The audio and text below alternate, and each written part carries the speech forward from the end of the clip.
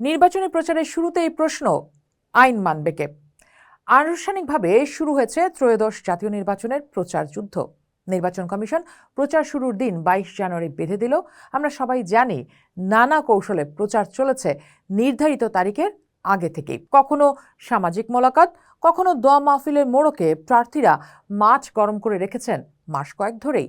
কিন্তু প্রচার শুরু হতেই কমিশনের দিকে উঠছে পক্ষপাতিত্বের অভিযোগ, বা তার একটু আগে থেকেই উঠছে। রঙিন পোস্টার আর সাইজের ব্যত্যয় ঘটানোয় এনসিপি নেতা নাহিদ ইসলাম ও নাসিরুদ্দিন পাটোয়ারিকে শোকজ করা হয়েছে।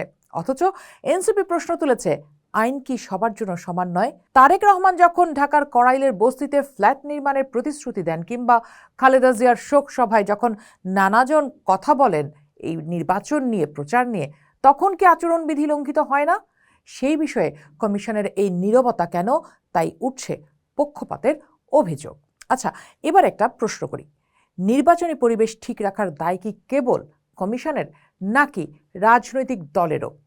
24শে জুলাই আমাদের শিখিয়েছে, অনিয়ম বা বৈষম্য হলে প্রতিবাদ করতে হবে যে কাউকে, যে কোনো অবস্থান থেকে।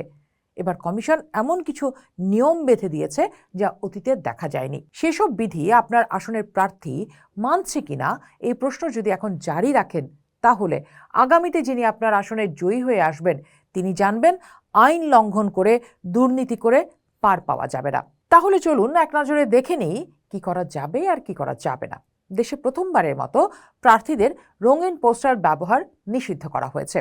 সাদা কালো নির্দিষ্ট সাইজের পোস্টার করা যাবে। একজন প্রার্থী সর্বোচ্চ 20টি নির্ধারিত মাপের বিলবোর্ড ব্যবহার করতে পারবেন। ধর্মীয় অনুভূতিতে আঘাত বা বিদ্বেষমূলক কথা বললেই বিপদ। মিছিল বা শোডাউনে মোটরসাইকেল, ট্রাক বা মশালের ব্যবহার সম্পূর্ণ নিষিদ্ধ। ব্যানার, ফেস্টুন হতে হবে সাদা কালো এবং নির্ধারিত মাপের। সামাজিক যোগাযোগ মাধ্যমে প্রচার চলবে, তবে এআই এর অসৎ ব্যবহার করলেই শাস্তি। জনসভা করা যাবে, তবে 24 ঘন্টা আগে জানাতে হবে এবং জনদুর্ভোগ হবে না এমন জায়গায় বেছে নিতে হবে। এই নির্বাচনী প্রচার বিধির শুরুর দিকে ভোটার হিসেবে আপনিও চোখ রাখুন। যিনি আপনার আসনে জিততে চান তাকে শুরুতেই বুঝিয়ে দিন, আইন ভেঙে পেশি শক্তি দেখিয়ে পার পাওয়া যাবে না। কিন্তু শেষ প্রশ্নটা থেকেই যায়, রাজনৈতিক দলগুলোই নির্বাচনের সবচেয়ে বড় স্টেক হোল্ডার।